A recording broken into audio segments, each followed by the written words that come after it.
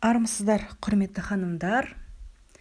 Біз бүгін сіздермен бірге әрбір келіншектің басынан өтетін, яғни босану процесі, яғни толғақ кезін біз қалай жеңілдетуге болады, сол жайында әңгіме қозғамақпыз.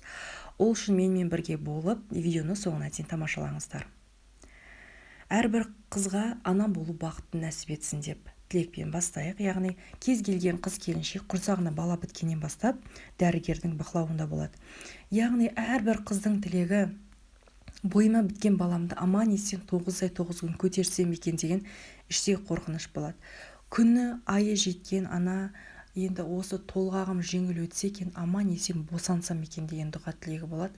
Яғни бұның бары Аллах тағаланың қалауымен болып жатқан процесс. Сондықтан ең бірінші перзентханаға барар алдында, бармас бұрын Аллах тағалаға тәуекел етіңіздер. Босанар бөлмеге кірген кезде оң аяқпен кіріп, Аллахым осы толғағым жеңіл ет, осы жақтан жаным аман қалсын, аман есен болайық біз деген ең бірінші ниетпен кіріңіздер.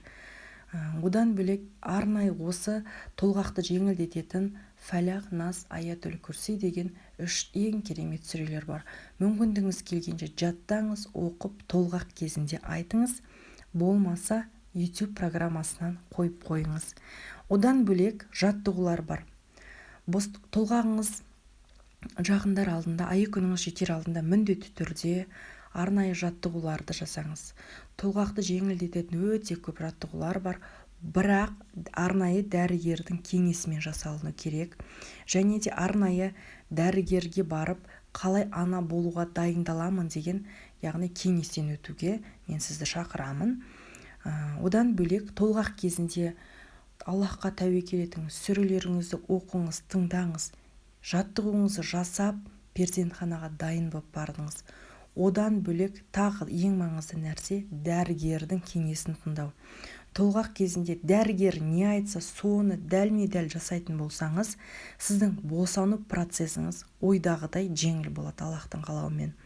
Сондықтан барлықтарыңызға дәрігердің кеңесін тыңдап, Аллахпен бірге болыңыздар деп айтқым келеді. Барлық аяғы ауыр аналарға аман есен босанып, балаларыңызды бауырларыңа алыңыздар деп сіздерге тілек айтқым келеді. Менімен бірге болғандарыңызға рахмет. Кеңесімді пайдаланып, толғақтарыңыз жеңіл өтсін деп тіледім.